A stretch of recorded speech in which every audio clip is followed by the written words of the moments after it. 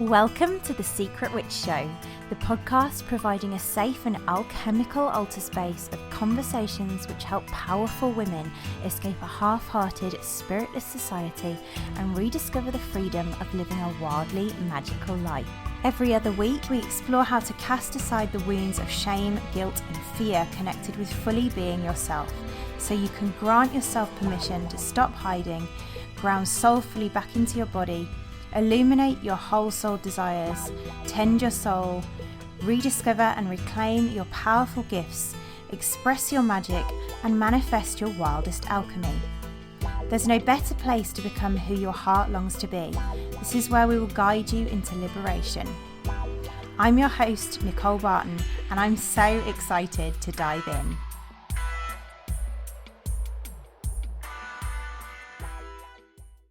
Welcome, magical ones, and oh my goodness, have we been in a powerful portal of transformation recently. I have been really honouring death to old ways of being as we have rebirthed, maybe even 3 times what was being called in with honouring the medicine woman archetype. I think we must have rebirthed our crucible the most amount of times that ever has happened. So really deep appreciation to my team for sticking with us and magically co-creating all of that. And it really feels now that there's an even deeper clarity that our path is that of serving the secret witch who maybe doesn't know her true power and hides her true expression, to reclaim her unapologetically magical medicine woman. So that is as a self-healer and a magical guide. And speaking of secrecy, we have been musing in the team about how the secret witch, while she wants to come out of hiding, also deeply needs secrecy, because magic, especially in certain stages, really does need that magical mystery to it. So with that in mind, we've been upgrading our Secret Witch Society Facebook group to be a sacred and exclusive coven where you are safe to journey more deeply into expressing yourself. That journey is not for everyone. It's for those devoted members who are willing to go into the depths of their darkness, souls, and magic. If you are the kind of woman with a burning fire to discover and become her medicine, then it may well be for you. This group has been created in alignment with our archetypal apothecary path to be a space for our members of sacred ritual, owning sacred transmissions of secret, real magical art and science. And we share spells, rituals, transmissions, and sacred rites and initiations for you to come back home to yourself so you can heal your wounds and move into healing the collective. So if that is calling to you, take a little look on Facebook and look for Secret Witch Society, and we'll see you in there. Let's dive into today's episode. On the Secret Witch Show today, our guest is Dane Tomas. Dane is a fellow magical one, and in short is an esoteric entrepreneur, rap ritualist, and self-proclaimed spiritual smartass who is also known as the Dark Wizard. In this episode, we explored the very popular question that most magical women have: how to come out of the magical closet. In this episode, we dived into some of the ways that we can begin to heal the self-expression wounding, aka the witch wound, that often keeps the secret witch in the magical closet, hiding and shaming her medicinal gifts for the fear of being approved of and the fear of being persecuted by the patriarchy. Dane so perfectly modelled in this episode what it is to be and speak loving truth, even to the most provocative of topics, including being projected on and branded an abusive cult leader, which he handles with such integrity, for being his full expression of his magical dark wizard archetype. Let's dive in. Welcome to the Secret Witch Show, Dane, or let's call you the Dark Wizard. We actually met I think it was about 4 years ago, in Bali. I don't know if you remember, but at the time I was deep in ascension and thought that you were absolutely talking rubbish, to be honest. I just thought you were crazy. And then since then I got divorced.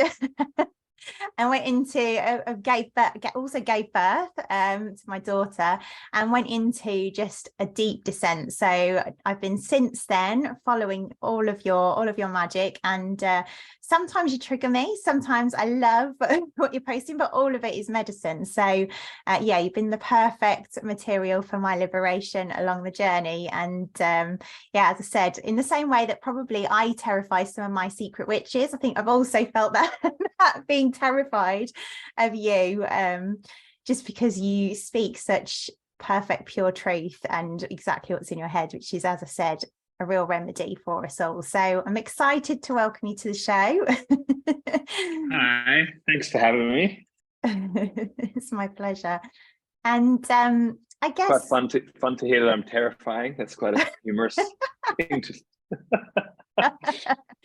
Well, it's all good. It's all material for liberation for sure. But yeah, I would love to begin by hearing a little bit. I mean, we're here to talk about coming out of the magical closet. So I'd love to hear, I always invite guests to start with sharing about their own journey with that, with coming out of the magical closet. So I'd love to hear a little bit more about you. So I'm sure there's stuff I haven't heard before. So if that feels a good place to start, that's good with me. Great. Well, as a little kid, I was definitely not in the magical closet, as lots of us aren't, So I was very much dreamy and, playing with nature, climbing trees, catching spiders, living in a, visionary, imaginary, energetic world. And I kind of kept that for a little while, I think, and was just very into myth and fantasy and magic. Quite a blurred mixture of, some sort of fictional stuff, but also from an early age, quite interested in, the classic magical bookshops and all that sort of thing. And I remember moving to Australia at 9 and being very into like collecting crystals and things and, trying to do astral travel and things like that. And that was around me as a preteen. And then as I became a sort of teenager, I was more trying to be cool, and trying to sort of fit in, but sort of rebel. I had a lot of trouble in early high school and a lot of conflict and a lot of difficulty fitting in. And I guess I more started trying to play roles in my life, from my teens and in my 20s. Even then, there was a bit of a double life where, like in my 20s, late teens, early 20s, I got into rap and hip hop and music, and was in kind of a music subculture. But I also remember amongst that, I'd be doing things like going to the Theosophical Society and hanging out with these old people who talk about the multiple planes of reality and, that sort of stuff. And reading like Aleister Crowley's biography and creative visualization and, lots of new agey stuff was always around. But it wasn't something I would talk about up front with my friends. It was more like, this is my little thing that I do at home. And then when I'm with my friends, depending on what age I am, I'm fitting in with that reality. And, worked a lot of dead-end jobs, was very focused on a music career. That sort of happened to a level. And throughout that time, I also was getting more into personal development. And I think personal development became the acceptable face of magic for me, like goal setting, design your reality, step into it, Tony Robbins type of stuff. And I really lived a lot of that through my later 20s into early 30s, but the esoteric piece was always somewhere in the background. And when I kind of kicked my day job and became a coach, probably in about 2008, I started trying, and it didn't really work at first, but that was very much, hi, I'm a life coach, and then each iteration, each attempt, each round, I think I got a bit more real with it, and started mixing like NLP and kinesiology and made my own modality. And that sort of happened in 2011, 2012. And that gave me a vehicle that was, to me, was actually a magical system, but we would more describe it as, personal awakening, healing your blocks, blah, blah, blah, blah. At a certain point, I think my own work, my own stuff around clearing blocks and around this, it started to kind of work on me enough that I started to give it a little bit less of a fuck and started to come a little bit more to the front as just who I am. And so it's been a progressive journey of claiming that stuff more and more. I've done a long journey with the sort of tantra world and sexuality and embodiment community. Probably the last 8 or 9 years been a part of that world, and been a member of mystery schools and all these sorts of things. But really, there was a big recent breakthrough where I had a friend die in early 2020, and I guess I was already I already had this dark wizard nickname. This wizard nickname has been following me around for quite a few years. But after he passed away, there was a real assessment of what mattered in my life and what I cared about and what I was believing in. And I sort of dropped a lot of spiritual philosophizing and, Eastern tradition and New Age stuff. And one of the things that felt the strongest for me was magic, particularly as I spell it with a K, like the Western esoteric magical system just felt like that's part of me. That's actually more true for me than being an Eastern Buddhist style practitioner or a shamanic practitioner, or many of these things I've done a lot and influenced by. It was like, oh, this is my actual, I'm English also. It's like, this is actually in my heritage. Whereas, people wafting around like Native American stuff. And I'm like, it's a bit awkward when you do that, because something landed for me of like, fuck, this is mine. This is in my DNA. This is really. And so that was the kind of, I'd been coming out very gradually for quite a while, but that was the breaking point of like, oh, I don't really give a fuck if people think I'm a nutcase. I'm actually bringing the ritual, which I've been doing in private and with friends and that sort of stuff. I just started bringing that right to the front from 2020 and just being like, look, my new program is this and this, and we're also doing sex magic on the weekend. And it just became that final veneer of trying to keep it respectable or trying to keep it hidden was just like, nah, let's not bother. Let's just, I think the witch burnings are done. I think I got to that place of like, just this taste of death and pain and grief of being like, look, life is short.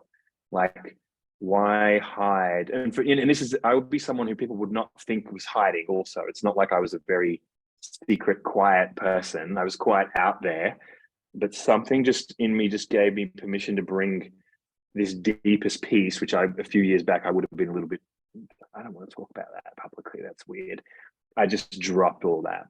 And for me, it was like I started operating on a different frequency, I think, since then, and things have sped up a lot. And so that probably, I see it like in my head like a little graph, but the total emergence was 2020, but probably the 3 or 4 years before that, people around me, it was kind of quite obvious where I was heading and a lot of what I was doing. But I think it's ironic because it's the little boy who was 4 or 5 was already into all that, and now like the grown-up man finally has permission to just be all out with that stuff. So yeah, that's roughly the journey, I think. I love that. There's so much in that. I honestly don't know where to go. There's like, it's just so much. Just made some notes, and just so much of your journey that I resonate with it. It feels very much to me that there is this kind of journey of becoming who we really are. And it's, I can really resonate, because so much for me in my childhood around healing, and that's my medicine. My medicine is healing, but magical healing. And it really has been a similar journey of reclamation, of just like really honoring like what's my own lineage of like it. For me, it's always been homeopathy. So the way that I'm working with women now is bringing that energetic into the way that I dose and heal and help women to heal themselves. So there's so much. Let me just feel where to go into.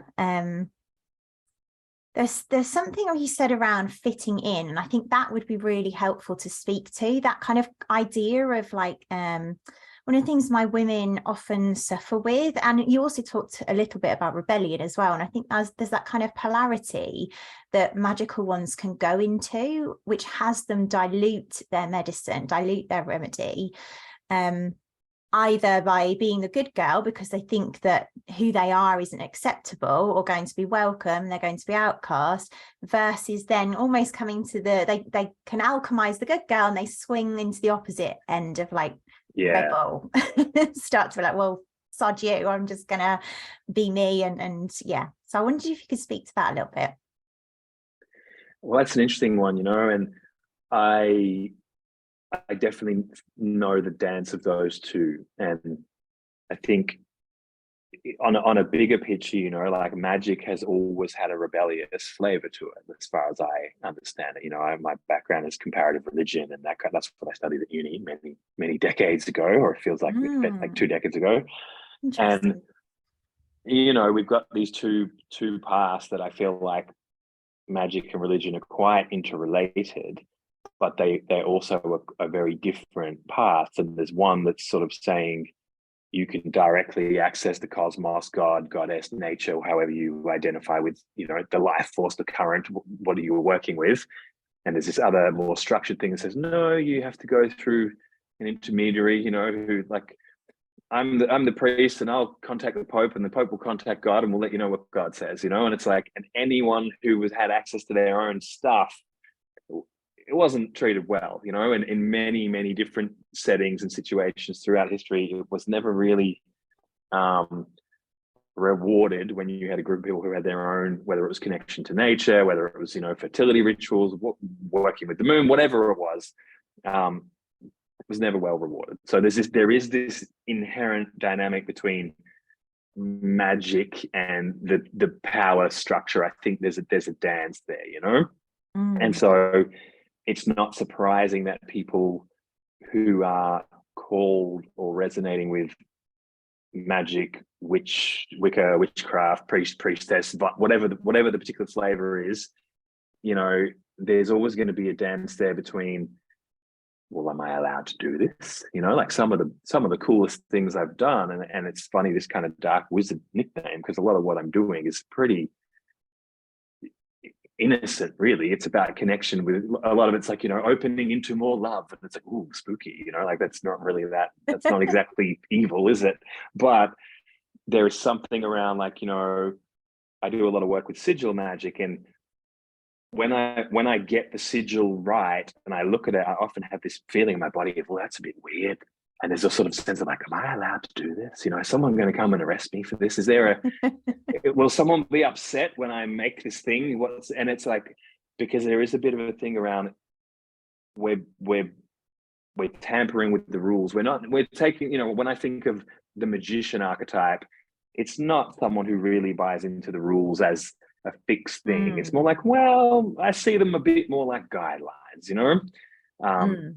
So there's always going to be that rebel part. But I think for me, there's been a journey, unlike most of my magical peers, I have do a lot of work with money and a lot of work with business. And that has required me to grow up in a lot of ways, particularly in my relationship to, finger quotes, the system or the government or the tax man or any of those things. As a teenager, as a 20-something, I was like, fuck this, man. I want to do what I want to do, and then it's like 15 years later, and it's like you run a company and there's 6 people that work for you, and it's like, oh, we have to go to the meeting. It's like, I don't want to go to the meeting. It's like, well, it's your company, and if you don't go to the meeting, it's not going to help, So there's this learning of the rebel to start to embrace systems, structures, rhythms, rules, and start to learn, like, actually, as we evolve,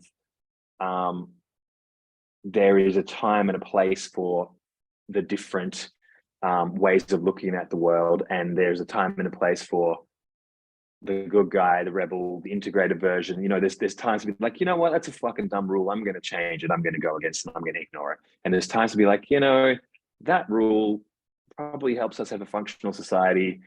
And it's maybe my baggage of being a little kid getting told off that makes me want to rebel against it. And I guess for me, this is kind of a side piece, but I think that I see sort of shadow work and emotional body work and deconditioning as a very important part of the magical path, and me too. Doing that, emotional cleanup, reparenting, healing the nervous system, whatever frames, whatever path you're coming along that from. It's like, if that isn't done, magic's going to be limited, because you're going to be seeing the world through immature lenses. And I guess for me, there's still a rebel in here, but I've managed to reparent enough parts of myself to be somewhat okay with the law, the rules, the system, the church, the authority. Like I've done a fair bit of work on that, but also there's parts of me that are always going to be a bit fucking rebellious, you know? I love that. There's so much in there. And especially for my women who, again, the witch is a huge manifester.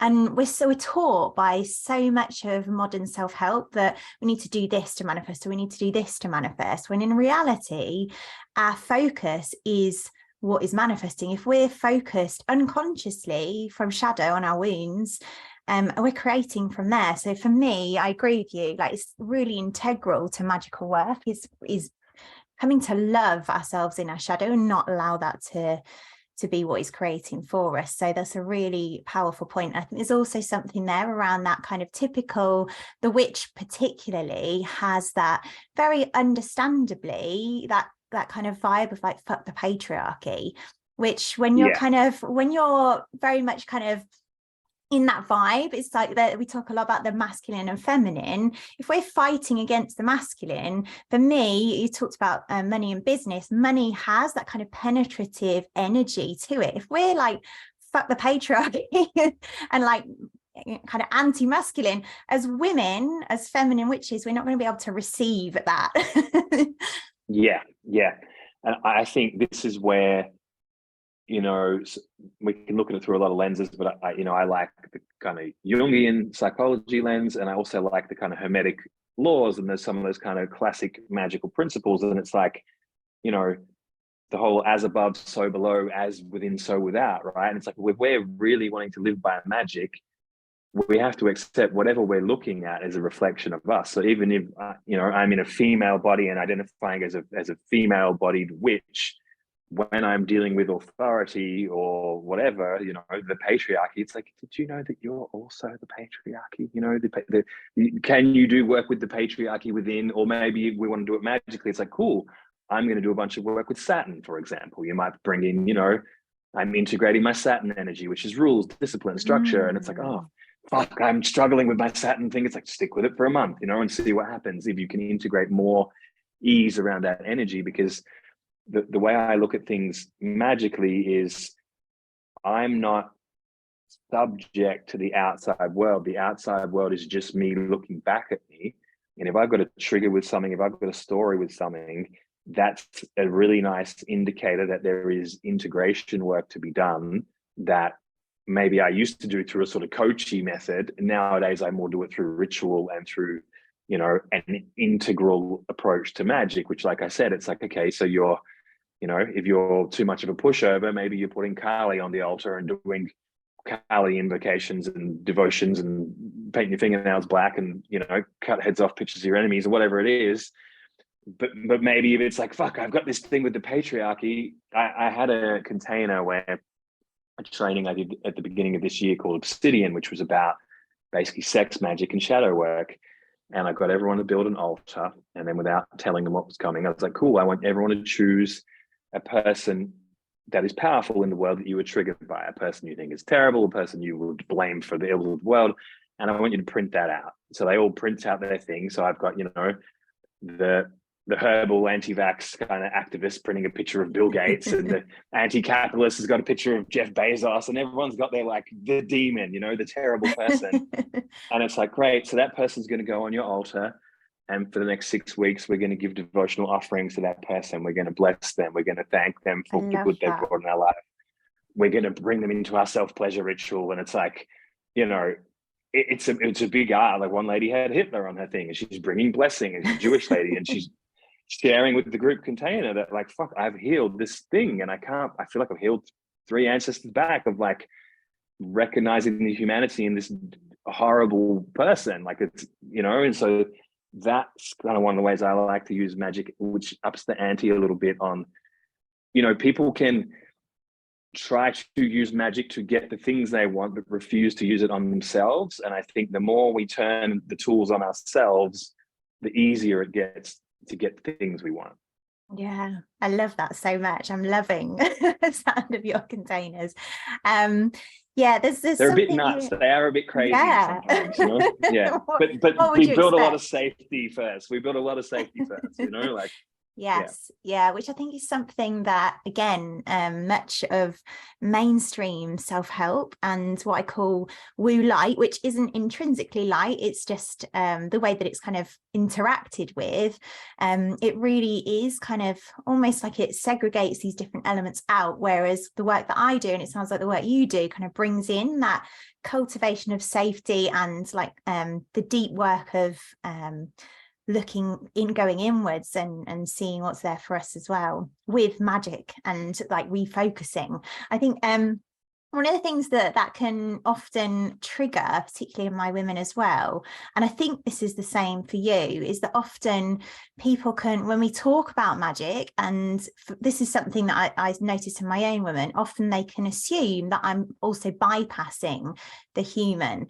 And I noticed recently you talked about being accused of being an abusive cult leader. So I was just wondering if there was something there in terms of whether that was linked or whether that's something that you can speak to, because again, just recently even I have been up against that kind of vibe. I haven't necessarily been called an abusive cult leader, but that kind of energetic has been coming in, which is quite magical given that I'm here talking to you and that's also what you've been speaking about. So that would be a good one to explore. Yeah, it's a very interesting one. Like I had a real journey with that, creating a personal development modality. Probably, what was I was coming into my early 30s.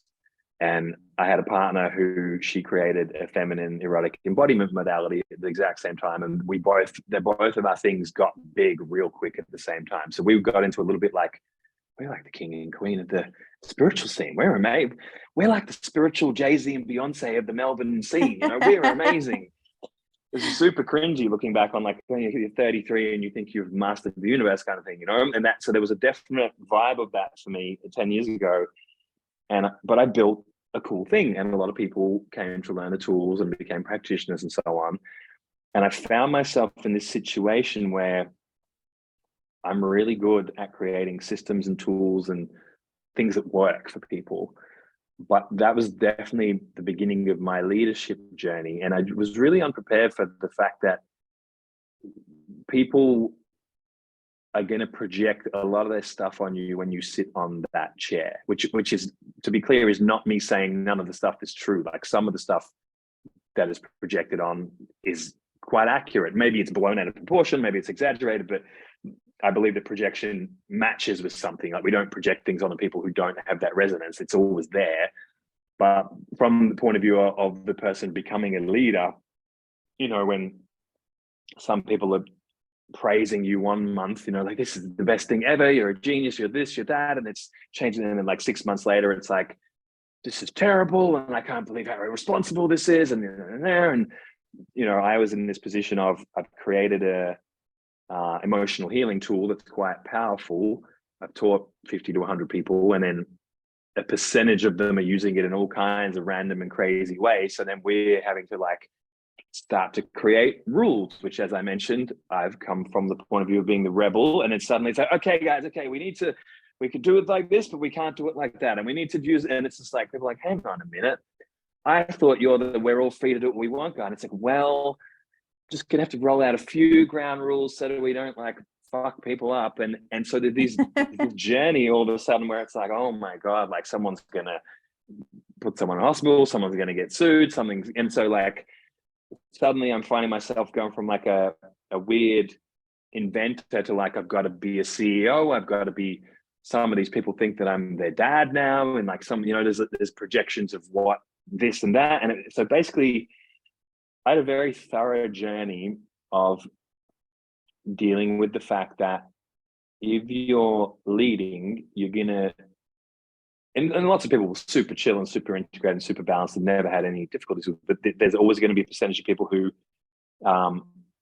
project their stuff onto you. And that was at certain stages very hard for me, because I'm like, why would you think that? I can't believe you. And I would have to do my own integration work on allowing people to, like, they get to have their projections. You know, it's like, if you write a book or you write a song and it goes out into the world, and something gets big and 1 million people listen to it, like, it could be a beautiful love song, and I guarantee on YouTube someone's gonna be like, this fucking guy is a fucking loser. Like, it just, that's just the word. And someone else is like, this is the best song ever written. And it's like, I had a real journey with that. And I think all I can say is this same process of shadow work, integration, and learning to deal with my own wounds around, I want to be liked, I want to be loved, I want to be trusted, I want people to only ever say good things about what I create in the world. Please, that would be my preference. And then at a certain point being like, that's not going to happen. Like if you make something that impacts a lot of people, there's going to be a mixed bag of reactions. And also, because, you know, we talked about the bypassy piece, and also trying to learn to implement upgrades and learn from some of that feedback, because some of it is actually good and actually right. So for me, that was a real journey that I kind of feel like I graduated in. I sold that company. That modality now is run by someone else and it's still out there. You know, the Spiral Institute is doing awesome stuff. And Carly Ryan is now the owner of that modality and she runs it through her coaching trainings and so on. But there was definitely a graduation feeling of like, I'm going to step into my own thing now. And that felt like it gave me a lot more permission to work with sexuality, to work with magic and occult, and work with things that have a darker and more controversial imagery, which I think those vibes coming into a more white light healing modality also cause a bit of friction of like, hang on, I didn't come here for this guy who wants to talk about anuses and making money and fucking what. It's like, I came here to heal my wounds and this guy's a fucking nutcase, you know? And like, because I guess I was going further down path of radical experimentation, creativity, etc. So that's some of the journey that I've had with that path, I guess. It strikes me as almost the perfect metaphor for the work with the witch in many ways. Like she's here to to initiate women into the dark, and yeah, that whole journey really speaks to, like, people aren't going to always like the witch. She's outcast, and yeah, Right. there's very much for me, it seems like the archetypal witch hasn't come here to be necessarily liked all of the time either, but not in 100%. not in a rebellious way, just like that's who she is and that's okay.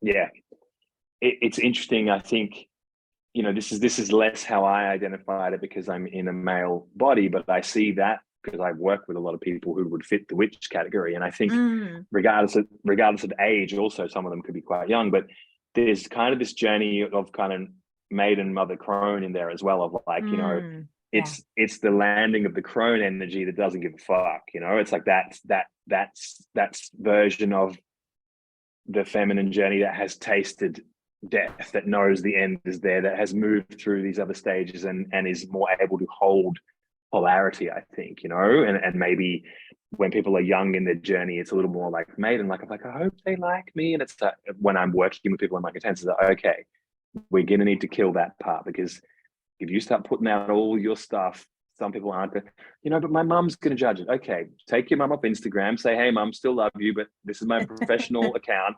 Stop following if you don't like me talking about sexuality or blood magic or whatever I'm doing, because it's not about her, you know. And there's this kind of like stepping out of that, like, I hope everyone approves. And which I think also for women, that conditioning has really been amplified. I think all humans have it, but I think there's a lot of cultural pieces that are designed to keep women agreeable and submissive and nice. And I think the witch archetype is scary to people who are trying to withhold the structure in, because it's like, well, that the witch don't give a fuck whether you like her or not in her full form. And I think that's part of why this path is opening up so much in our current society.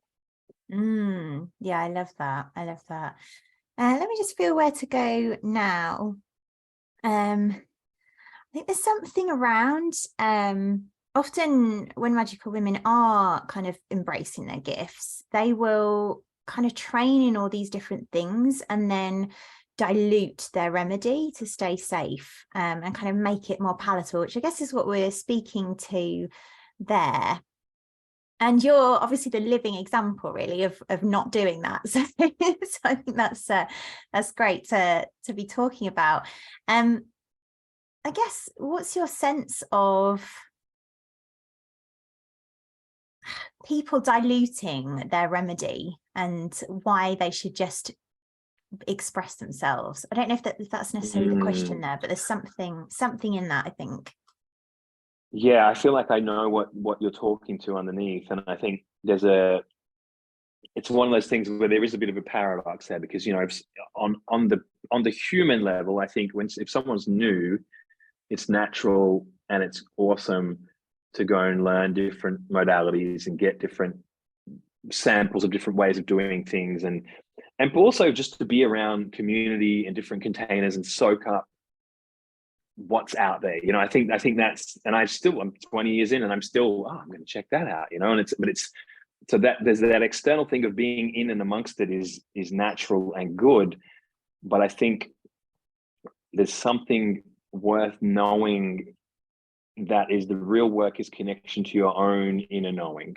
And that's more valuable than whether you did the Reiki, the astrology, the massage, the herbs, which are all awesome. But you could have two people who attended all the same stuff, and one of them also who spends time alone and in their body, and maybe they're in nature or they're using whatever practices they have to go deeper into themselves, and the other one just looking outside.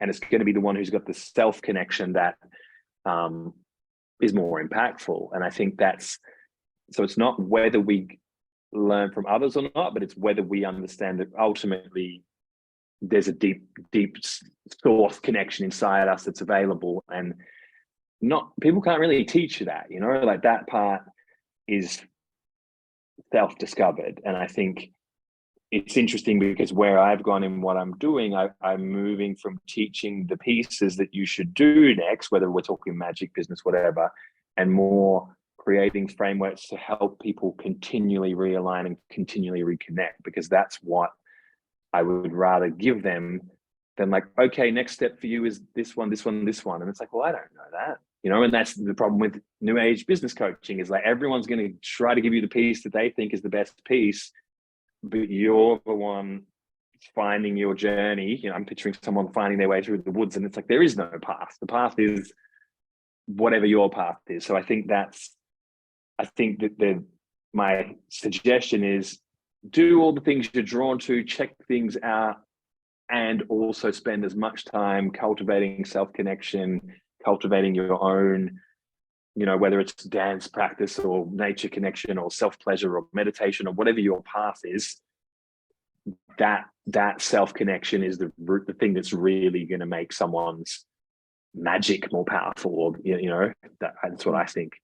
Yeah, I love that. There's it's very much almost that journey as well of coming to trust ourselves rather than outsource our healing to others is what I'm hearing. And that's very much a huge part of my path. I initiate women, I call it initiate women into essentially becoming their own remedy. And that really is about learning to trust themselves.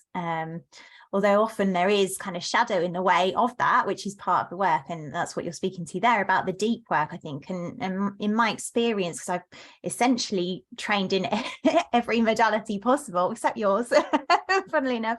But yeah, it's kind of why I call that woo light now. This is what I've started to call it, which again isn't intrinsically light. It's just the way that we interact with it. So yeah, I very much feel that's hugely important, is that kind of learning to trust ourselves, but also do that deep work of seeing what's in the way of that. Agreed. Let me just see if there's anything else to speak to there. So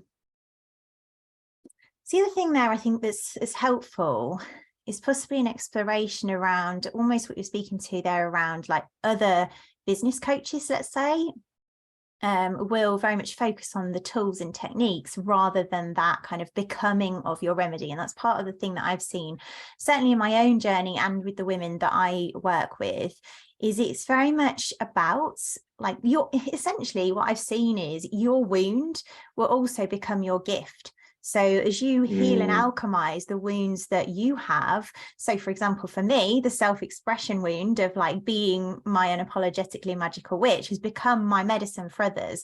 And I think for me, that's the most important thing as we are becoming our remedy in the world. And I wondered if there was anything that you got to speak to that. Yeah, it's a sticky one, or it's an interesting one, because I think there is such a thing as technical skills. There are clearly is such a thing as, like, if I want to become an awesome chef, it could be a slow journey just to intuit and play around in the kitchen. It's like, cool, give it 20 years, you'll probably be amazing. But actually, if you went and did 6 weeks with Gordon Ramsay or whatever's fundamentals, you're going to come out going, oh, I know how to slice, dice, braise, simmer, whatever. You're going to learn all the stuff, So I think there is such a thing as technical skills that are worth and acquiring. I think if we're talking about them in isolation, it's almost coming back to that shadowy either or, whereas I think what you're speaking to is like an integration of the two. Yes. And I guess that's so there's a external work. It's still, like if you're starting a business and you don't know anything about marketing or social media, for God's sake, learn a little bit of something. You don't have to spend 10 years on it, but do something, like pick up some basics for sure. But if someone's telling you this is the thing, this is what you need, you can't do it without this, it's bullshit, and it's preying on the part of you that thinks it can or isn't good enough or isn't worthy, that we all have had to deal with and is exist in every human, as far as I know, And I think there's a sense of like, actually, if I decide that I know what to do next, if I, for me, like a lot of what I have many mentors, business coaches, or whatever, and at a certain point, it started becoming me and my journaling, me and my tarot cards, I'll ask a question and go to sleep and I'll have it in the morning. I started bringing more of that of like, yes, all these people have, I tend to think more about transmissions than getting information now. It's like such and such has a great transmission. I'd love to be around them and just feel their vibe and get a sense of how they do it. But I'm also holding the next piece will be revealed to me. Like I can call that. And I've done it enough times now that even when I get some like, well, I have no fucking clue how this is going to work. It's like, cool. So we're going to meditate tonight. We're going to scribble on a bit of paper. We're going to put on the pillow. We're going to lay there and we're going to go 3 times. I'm going to dream this tonight. I'm going to dream a picture of this. I'm going to dream, and then I'll go to bed. And that'll be my first night. I'll do it second night. By third night, I'll be journaling on my breakfast. And it's like, oh, fuck, it's so obvious, really, isn't it? And it's like, there it is. And it's like, the trust for me is that my unconscious mind, to use the least woo language, like that my unconscious actually knows what we're doing, and that my soul is involved, and my soul has been nudging me this way and that way for however long, or whatever your framework is. And that the investment of building that connection means that I'm not really buying things out of, oh my God, she's so right, I'll never succeed unless I do her program. It's like, that's not really where I'm operating from. But sometimes it's like, being around those guys for 6 weeks could really be a real nice vibe. It'll just pick me up with some inspiration or whatever. But sometimes it's a book, sometimes it's nothing. Sometimes it's like, just forget about it, go to the woods, or I do a lot of self-pleasure rituals, and it's like, take it into there. And it's like, the number of times that just refreshes the internal reality, and I'll forget about it, go for some food, whatever. And it's like, and it's just there. And it's just like, wow, I've requested the information and here it is. And so I think that that practice cannot be undervalued, because that's you and you, that's you and the universe, and that's where the big picture knowing comes from. But also, I'm not afraid to jump in someone's container. If I want to learn breath work and I've done a bit of mucking around, it's like, such and such is really good at breath work, I'm going to go to their training and get the 2-week thing because they put 20 years in. I think I'm going to upskill, so that's the dance. But I'm not there going, maybe this is the path now. Like, that's not how I think about it. That what it speaks to me of, just to sum it up, is essentially it's all really coming back to like really cleanly choosing, clearing of shadow, like what is aligned for our souls. like consciously choosing that. And I think that is something that my women can really struggle with, is like when we're in that fear of or whatever the fear is at that point, because we're all unique, right? We all have different fears. There's often this kind of, it's the invitation I make to people is to get really clear and clean in what shadow is maybe unconsciously choosing for them. So I think that's a really really good point. And I don't know whether you feel that sums up what you were just saying. Yeah, I see the parallel. And I think with the shadow piece, you know, there's a couple, I think there can be, you know, is there unresolved wounds that I need to address, which some of the time, yeah. But sometimes it's just like, you know, when I'm talking to someone around who isn't clear on where they're heading or what they're getting or what, it's like, you know, I haven't really progressed in this area. It's like, cool, what did you want? It's like, it's like, cool. So you didn't actually know what you wanted financially. Let's talk about that. It's like, well, I actually want to be financially free by this age. Great. And what would be 5 criteria that you would know you're financially free? And it's kind of classic personal development type stuff in a way, but not many people use it because then the clarity gets created and suddenly the fear, the confusion, things, it's like, actually that's what I want. And then it's a really clear compass of, I don't need to work with this person. It doesn't matter if I get this contract or someone buys me. None of that matters. I know exactly where I'm going. I know what I'm calling in. And it's amazing to me how much just clarity of intention resolves like 80% of the problems, you know, when it's like, you know. I love that so much. And I think it's definitely something that my women can really struggle with, is even just accessing their soul's vision, just because there's so much fear around, like when they see that soul's vision for the first time, it's often then like, oh my God, well, how am I going to create that? And of course, they're forgetting that they're the witch. The witch is an amazing manifester if she harnesses her focus. So I love what you've just shared there. Love it. Gorgeous. Let me just see if there's anything else to speak to around creation, because you are super creative as well, being a wizard. And yeah, I really love that element of you as well. You kind of just magic everything to life, which is what your work is essentially. But like you from like your unique spiral method to your sellout crucibles to music videos. Congratulations, by the way.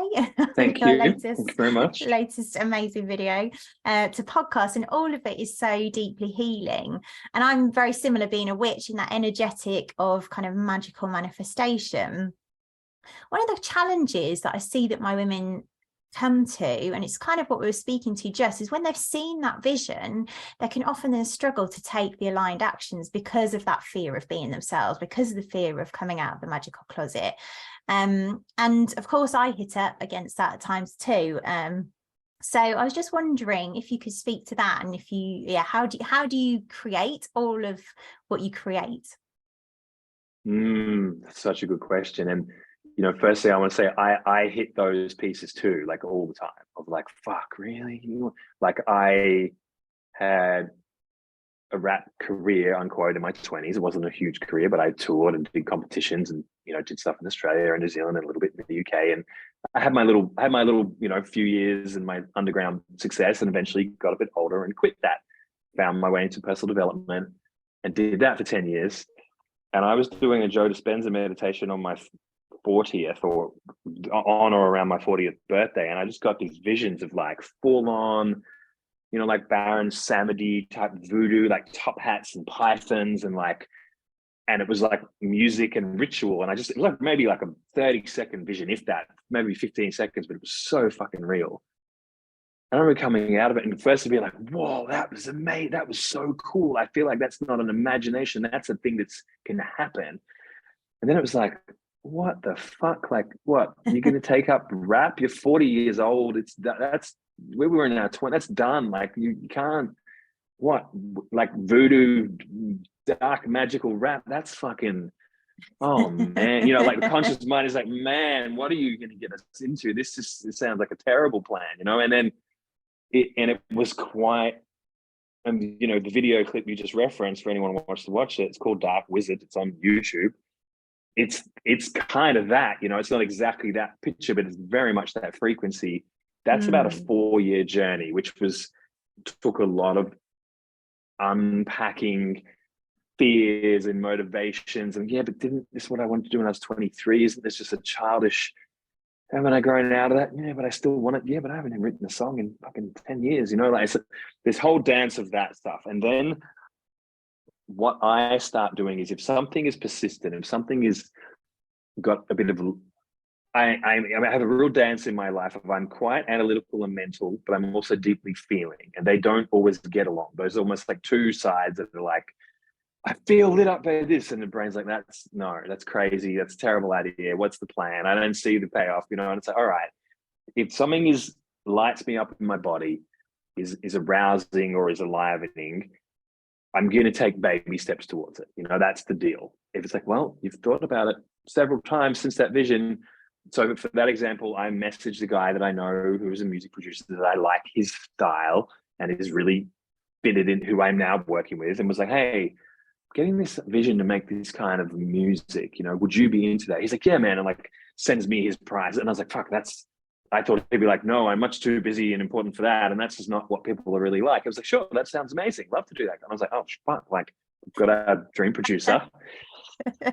The next minute I'm trying to write songs and they're not that good. And it's basically, for me, dance between like vision and baby steps. And it's because big vision is exciting, but it's terrifying.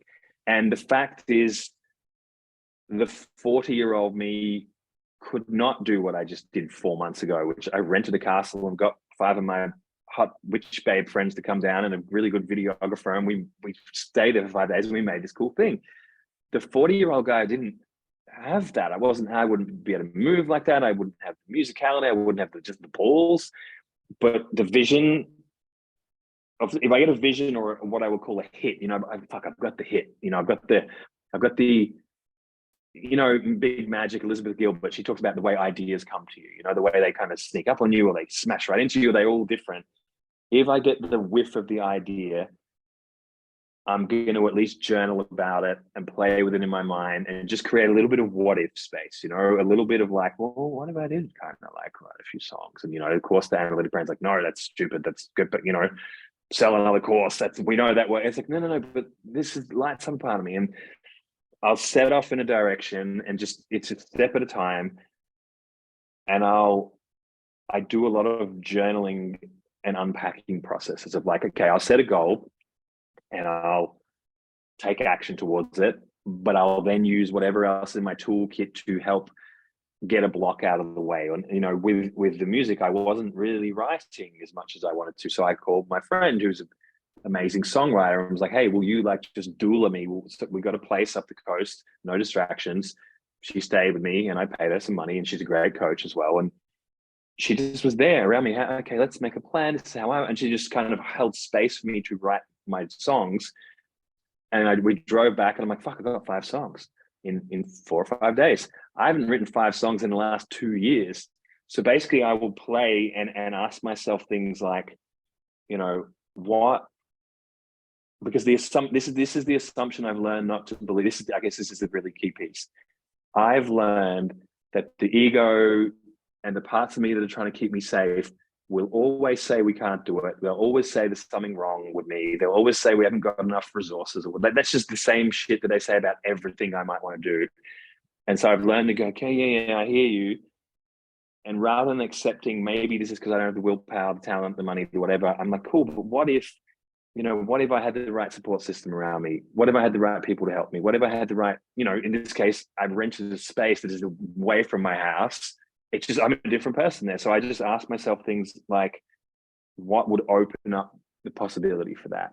And it's a bit of self-coaching, a bit of ritual here and there. And it's also an acceptance of like, I thought when I was 40, I was just going to write an album that year and put it out, like boom. And it was just like, that wasn't true. That's not what happened. I wrote a song that year and put it out. And it was like, I don't know if I liked it or not, and then, but there's an acceptance of, well, we took a step towards it, even though my voice is like, you fucking failed. You said you were going to make an album, you'd make 1 song. It's like, all right, next year we did a couple songs. Next year we did, and then it was like, this year we did 5 songs and a video clip. And it's like, fuck, that happened. So I think it's just one part of me commits that we're not going to give up. It's kind of like the masculine commitment. And the other part of me is soft on me. And it's like, I know we didn't really achieve what we wanted, but you did do some writing, and that's pretty cool. And it's just constantly reaffirming we did move towards the vision. We did call it in a little bit. And I think that's the dance of like, it's the parenting. It's like there's a mum and a dad in here, And the dad's like, listen, we said we're doing it. We've committed to it. We're doing it. And the mum's like, hey, I know you feel like you didn't do much this month, but that's not your fault. And maybe we could get our friends to come in. And it's really gentle, And I feel like that part is required, because just beating down this part of me inside that is basically a little kid, we didn't fucking do it. It's never worked ever, Like I've tried that method and it doesn't work. So basically, I think it's just not giving up on the vision, but accepting, here's the one other piece. Like I get visions and ideas when I'm falling asleep, when I'm in meditation, after lovemaking or self-pleasure session, when I'm journaling, basically when my logic self is out of the way, I get cool, inspiring ideas. And then my normie self comes, that's difficult. And there has to be an acceptance of, in that kind of quantum field, magical realm, everything's now, but in the 3D kind of muggle realm, that might be a 4-year journey, or, with a business, that might be 20. You want to be a billionaire? That could be a 30-year journey, even a multimillionaire, from where you are to where you're going to get to. And it's like, there has to be this paradox of like, in my inner world, I am that person. It has already happened. It is real, And in my outer world, well, we took a step today. We took, we read a book about millionaires. We learned some words about money. Did we become a millionaire? No, we did not. But inside, I am that. And it's just that I think magic it requires the willpower to accept there's a tension between what I've magically decided and the seeming evidence that is not happening. That is definitely not. And it's like, okay, forget that. Go back to the inner vision. And it's just, for me, I try to be more invested on the inner vision than the outside evidence that like, it's never going to happen, man. What are you talking? You're kidding. You're crazy. And that's my promise. It's like, my inner vision is what I'm here for in life. And that's where my magic comes from. And that's where my art comes from. And sure, there's evidence that I didn't achieve the thing, but go back inside. It's still, and I think it's also like, do you still want it? Does it still feel exciting? It's like, cool, then continue that vibration. That was a long answer, but yeah. I loved that answer. That just really summed up. Like I could really relate to, because I think you summed up the way you said about baby steps and kind of almost just openly taking the next step and being curious and like, what is like just taking the step is something that I have always been really, really good at, and not really seen that that's what I was doing. So I think that was first and foremost a medicine for me, but also that piece about like parenting. I loved the piece about the mum and the dad as well, and also I think the deeper thing that I took from that is something that I've very much learned in my own journey, is that kind of, we often can come, especially the witch, can come to this journey with this idea of like, well, I want to make money from my magic. And like, that seems to be the all-encompassing focus. And it certainly was for me when I came to this journey as well. But the more and more you tread into this journey, it becomes about being just a full expression of who you came here to be, and your soul. And for me, there's something about like a deeper choosing of that you are pointing to, like a deeper, magical, energetic choosing of like, no, I am only available to live out my true will, in essence. Yeah. Love, I 100%. Yeah, and I think that's something that we kind of have to live into. And it is that kind of deep willingness to journey there that often can be so hindered, maybe not the best word, but like we can get distracted by our fear, by our shadow, from truly being who we've come here to be. And it is that constant loving and tending of, and I can even feel this for myself, like that doesn't end, like it's never ending work. And it's really that willingness to go, into that. I think that's the where the magic is. Yeah 100%. It reminds me of love is the law, love under will as well. Yeah, and you talked a little bit briefly to that, actually. I wonder if you can talk to the importance of love in magic just before we come to complete. Yeah, I mean, that's such a huge one. And, it's funny that using a Crowley quote, because he's very misunderstood and also definitely had some fucking issues. Like when I've read so much of this guy and I'm like, okay, Uncle Alf, you crazy old bugger, and also just tuning into like the trauma and the conditioning of being an 1800s person, like I just try to read it through that filter, because a lot of people have a really hard time with like, how can you even think about that kind of stuff? But some of the best pieces, like those little pieces, there's a deep understanding there. And for me, one of them is that, like,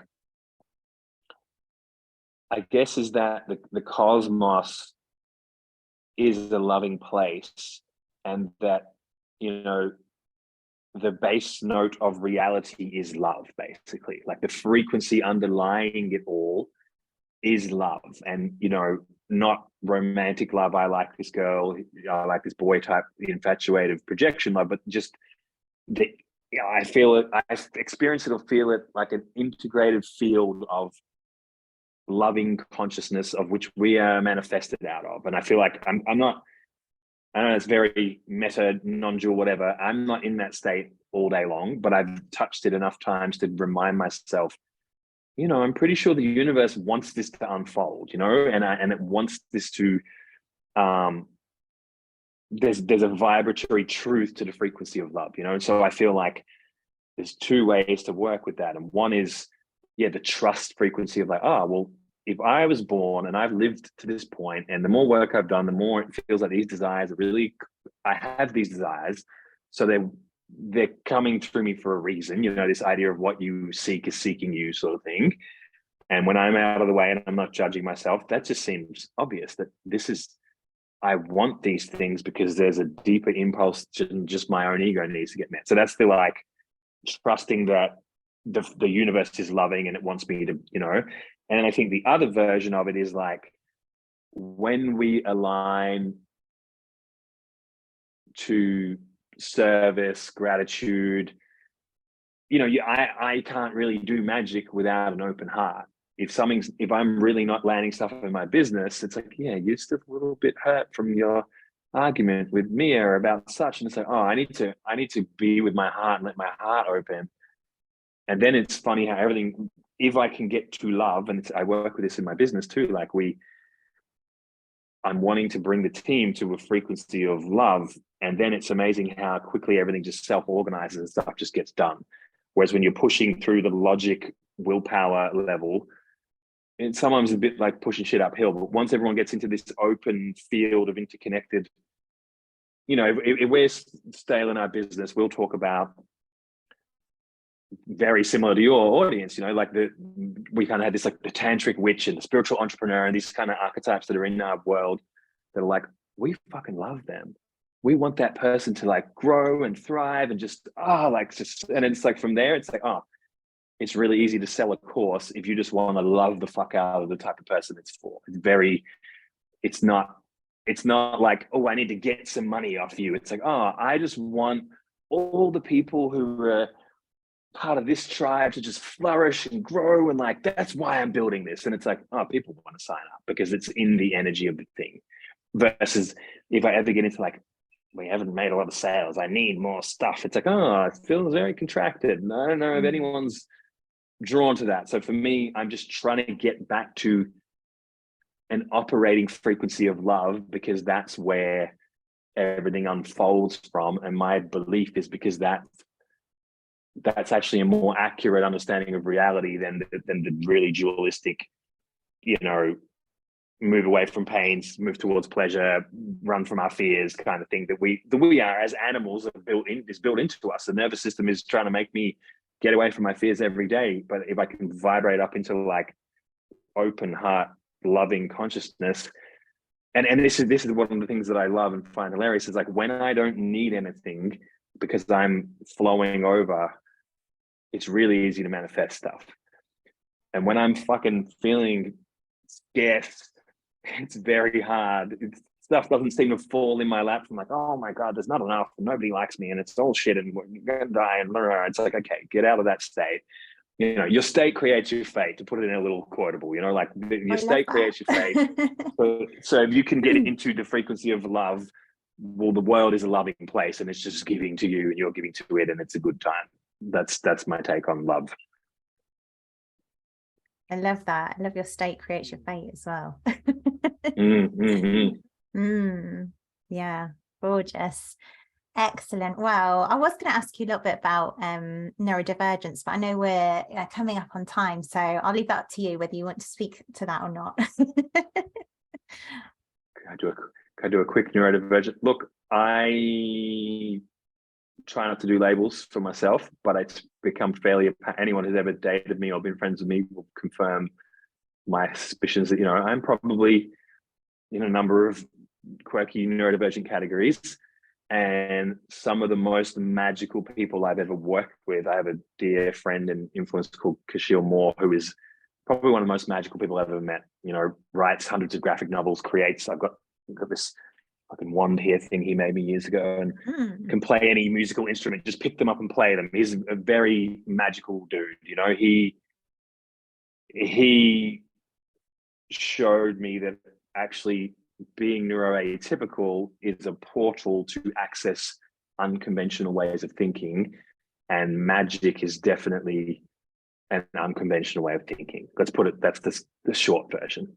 Excellent. Yeah, I had a sense that you would say that, and I'm glad I did just ask briefly about that, because often something that I see frequently, which is neurodivergence, is something that I know I've sort of recently discovered myself as well, but definitely see it as more of a magical gift than anything else. So little nugget to end on there. Yeah, it's probably a whole episode that could be done on that. Excellent. So I just thought as we completing, might it be helpful for people to know where to find you and the sort of things that you're working on, in case they're interested? Love to share. Number one, easiest, low maintenance, effortless, just follow me on Instagram at Dane.Tomas, Thomas with no H. That's where I share the most on the front end. I also have a podcast called the Esoteric Entrepreneur, or the EE, under my own name, which is on Spotify. I am about to have a little short book called The Formula coming out, which is basically about how I mix magic and practicality to make money, build business, and hack reality. So it's a freebie. So keep your eye out for that. And I'm launching in January a not so secret society for spiritual entrepreneurs called the EE, which stands for Esoteric Entrepreneur. Maybe the pattern is coming up. And that combines ritual magic, money mastery fundamentals, life mastery tools, and a bunch of other cool stuff for people who want to like live magic, basically. So that's and manifest their visions. You know, it's kind of magic for people who want to produce worldly results, not just dream about stuff. That's kind of the frequency that I'm into. So yeah, they're the things that are going on. And if you add me on Instagram and you want to see what's going on, you can just click my little bio link and it'll have all the stuff that's around, and some of it's free. And I've got a video clip you should check out right now on YouTube called Dark Wizard by Dane Tomas. And it's amazing. Which is very magical and witchy with a lot of weird Harry Potter jokes thrown in for good measure. It is very magical. And I just want to say before we complete, I think probably your intros, I've just realised midway through the episode, I was like, it's probably the most insulting intro I've ever done. So I just want to say the most insulting intro I've ever done for anyone, because I said about how I thought you were weird. But yeah, it's kind of perfectly magical, because I've come to absolutely adore and love your magic. So I just want to end on that note. So thank you. I didn't take it badly. So yeah, thank you. Appreciate it. It's been a great chat. Yeah, no, wonderful. Thank you so much. Well, what an episode! Here are my takeaways. Magical healing really requires us to do the shadow work and emotional body work and deconditioning. Dane advocates emotional cleanup, reparenting, and healing the nervous system as hugely important in our expansion. When we look at things through the magical lens, we are not subject to the outside world. The outside world is just me looking back at me. If I'm triggered, it's a nice indication that there's work to be done, and that can be done through ritual and an integral approach to magic. Whatever we look at is a reflection of us. For example, if you're triggered by the patriarchy, it's helpful to see that you are also the patriarchy, and this is something that the witch often struggles with. If you don't like that, Dane's advice is to stick with it for a month and see what happens if you can integrate more ease around it, i.e., love yourself back to wholeness. When you're coming out of the magical closet, people can project their stuff onto you, and it can feel very hard. They get to have their projections. If you are out in the world being magical, people will have something to say on it. And it's a great way to learn which of our wounds need to be healed. It's also a great way to implement upgrades on some of the feedback and look at what is truly, honestly there for us. We have to step out of the hope that everyone approves of us. And there are a lot of cultural pieces that are designed to keep women agreeable and nice. So it really is a choice to move out of that.